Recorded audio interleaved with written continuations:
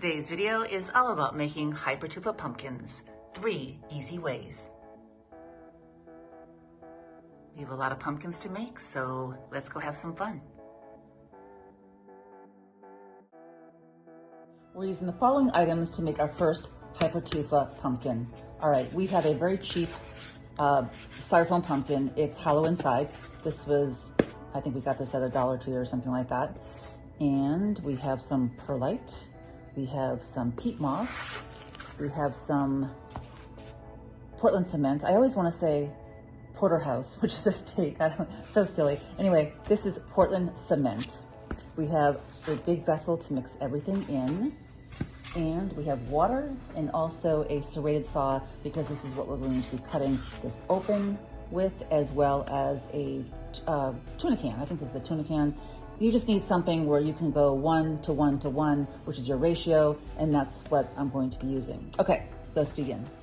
I'm gonna first start by gently sawing. Right. Looks pretty good. Put our pumpkin aside, and now we're gonna add our ingredients, which are the perlite and the Portland cement. Into 1, 2, 1, 2, 1, 2. Now, this is what you want to do. I'm just going to stir this up a little bit. See, that's what it looks like. Stir this up a little bit, and then I'm going to add some water.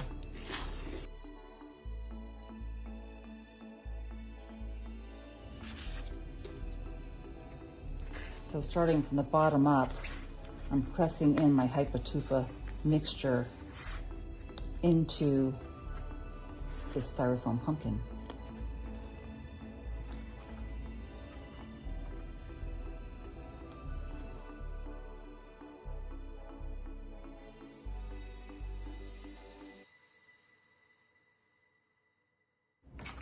What I'm going to do is this half up to here, and then when it's a little drier and I have the ability to handle it without interfering with the piece, then I will flip it up and finish it.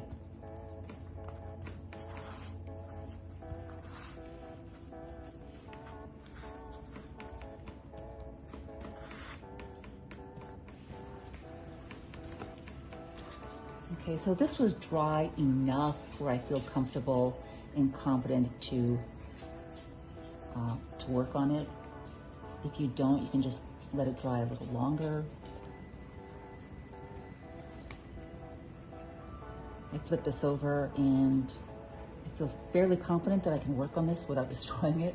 It's dry, it's drier. It's not that dry, but it's drier. And of course, the instant gratification part of me just wants to continue working on it.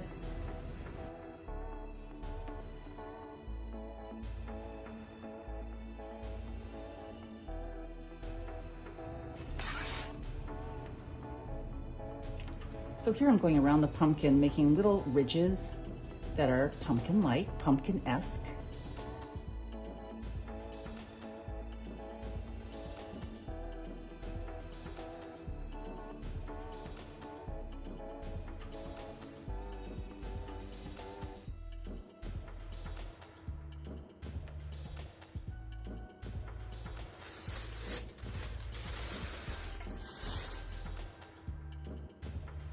And it's drying quite nicely. It's still very damp. It's not quite dry, of course. It's going to take, could take a while for that. Could take a week maybe, 2 weeks to really fully cure. Now you can tell obviously that the interior is not done, and I was not planning on doing that with the Hypertufa mix. The intention of this was to create a vessel where you could put, let's say, a glass in here, a little vase, and have little, roses or whatever your tablescape is going to be for the fall. Maybe not necessarily roses, but mums or whatever you're doing, some greenery in there. And I would actually like to finish this out inside. So I'm going to take some concrete patcher. Now you can leave this entirely like this and it's fine. We'll just let it dry and it's good to go. But I am going to finish this out. So I'm going to take some concrete patcher, as I said, right in there. And I'm going to make a little slurry, just a little water, and we're gonna, you know, kind of swim it around in there and cover the white foam. All right, my mix is done. You can see how soupy that is, all right? And I'm gonna pour a little bit in here very delicately, and we're going to swish it around. And I'm going to swish this around very carefully.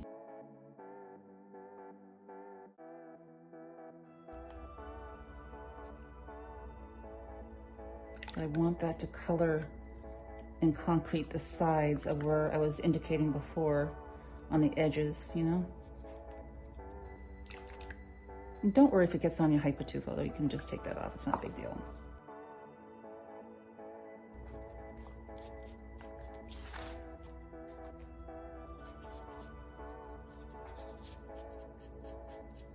And brush that off here. And we're going to add, again, I'm just going to give it a little stir, a little mix.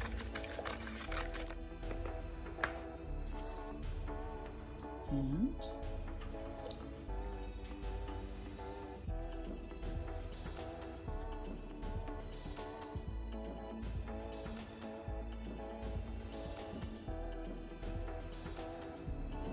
for this Hypertufa pumpkin, you'll need some of the same ingredients like the Portland cement, either vermiculite or perlite, your peat moss, a container to do the mixing, as well as the container for measuring, whatever that may be, some twine, water. I'm using some grapevine that I cut out from outside. This is going to be for my little stump, you know, my little root here. And you're gonna need a little pantyhose, as well as some type of solid container to put the pantyhose in, and go like so.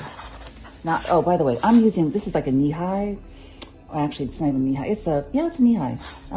So you can cut off, let's say, a regular pair of pantyhose if you want to, and you're looking at about, I don't know, I'd say 15 inches or so that you need. You don't need a lot. You don't want to end up wasting too much. All right, so what we're going to do is get ourselves set up.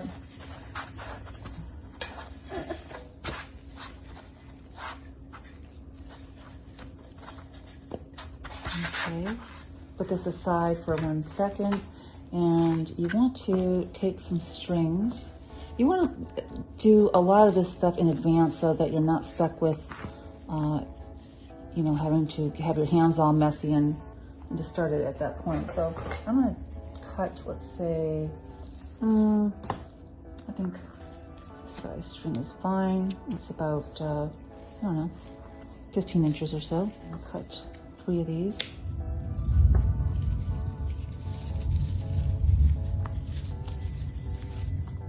That one's already done. Perfect. All right, let's get going. Okay, so I'm going to take in equal portions, 1-to-1 measurement. This is my Portland cement.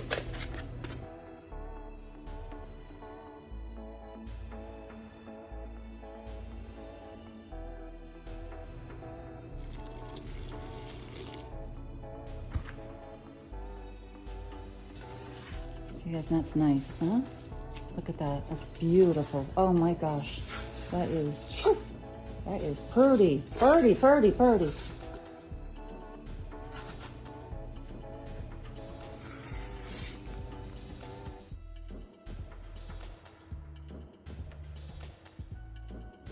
Okay, let's lay out your strings.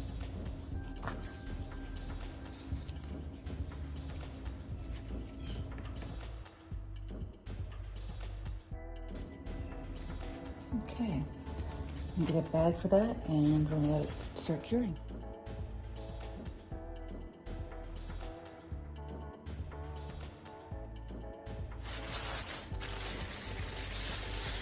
Okay, so let's check out the one that we did in the pantyhose.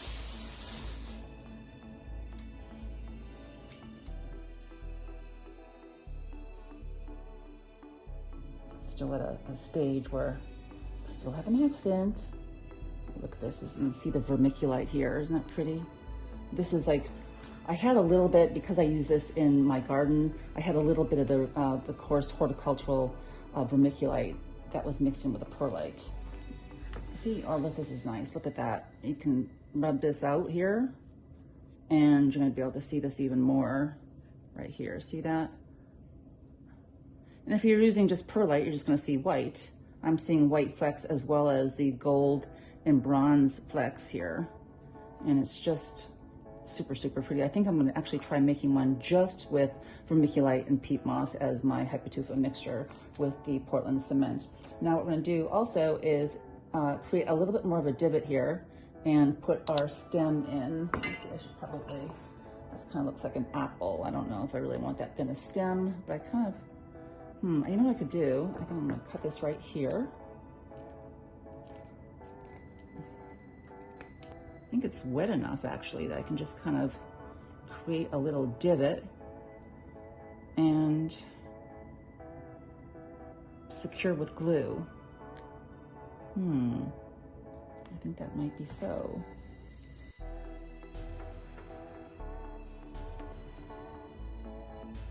So I dug this area out a little bit more and I'm going to put some of this glue inside.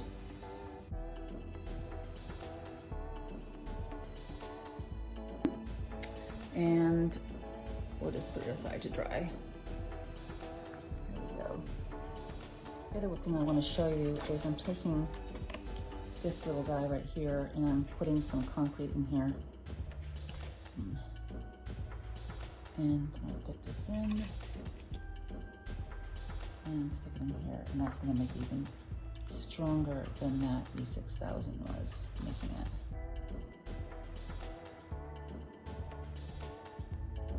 Perfect.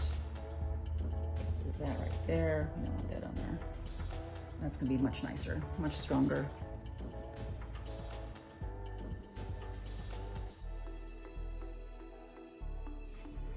For our third Hypertufa pumpkin, we're going to take the same pumpkin, that same inexpensive foam pumpkin from the Dollar Tree, and we're going to pull out this little stem here. I've mixed up the same mixture that I did for the first two pumpkins, and what we're going to do with this a little differently is we're going to cover it with the mixture, and we're going to put our grapevine piece right here, but there's going to be a little bit of a difference. So let's get going on this, and this is fairly wet. I'm going to cover that up right there, but I'm going to plunk a whole bit down here.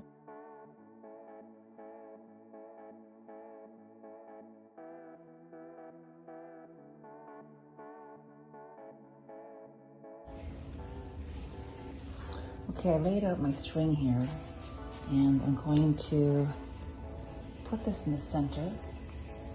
And even though this isn't all the way Hypertufa'd underneath, we're going to draw this across.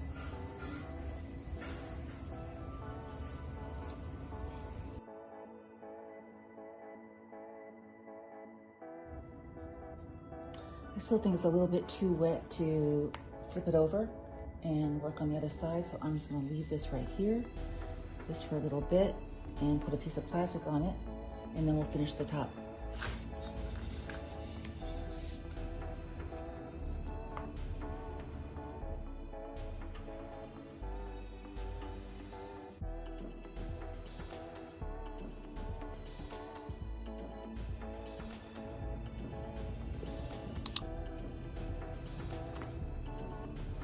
Okay, I just broke the string that's at the center here, all the crisscrosses.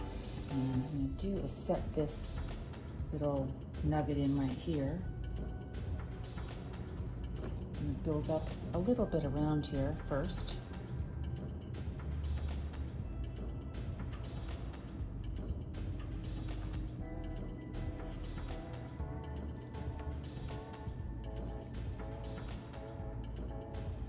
And that side together.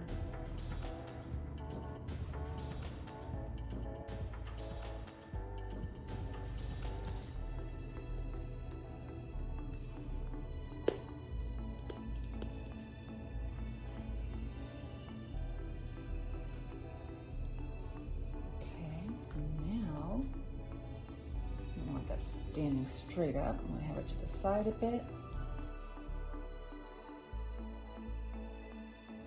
So we are gonna go in different spots than what's already here. So there's rope running here and here.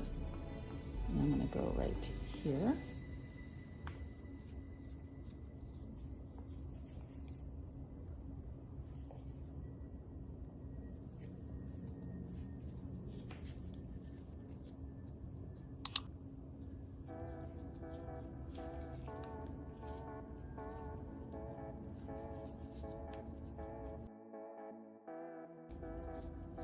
I'm gonna put this in the bag and dry. I'm gonna first check our work. Okay, I'm gonna go wrap this up and we'll be back. So I'm gonna cure for a little bit. Ooh, look at that, guys. Wow, nice. It feels a little damp, a little cool, but it is pretty dry. Not dry, but it's pretty dry. Drier. It's super light. Okay, I'm gonna clip these off right here.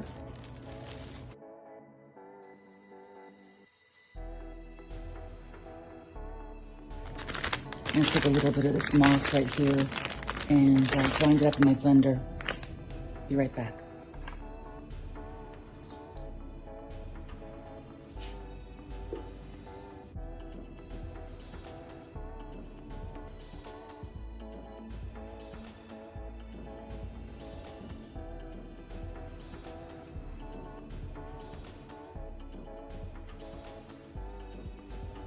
So one additional thing that I noticed on this grapevine stem right here is that they have these little wispies, which I think are really kind of cool. Check that out. So what I'm gonna do is take these wispies. I know it's just a small detail, but I like it. And I'm going to put them in here. Let me see if I can snug that in here somewhere. Yeah, there you go. It looks like a bona fide pumpkin. Maybe kind of gets lost in translation, maybe, I don't know. There we go. That's fine. Okay.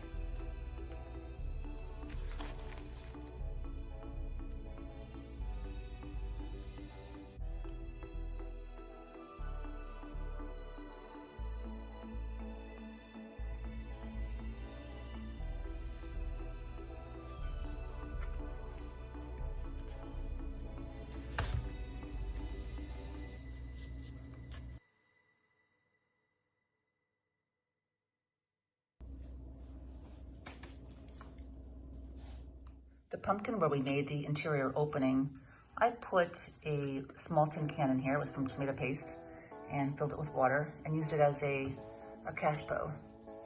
And basically put some fresh flowers, seasonal flowers, with some basil and chili peppers. It looks amazing as a tablescape.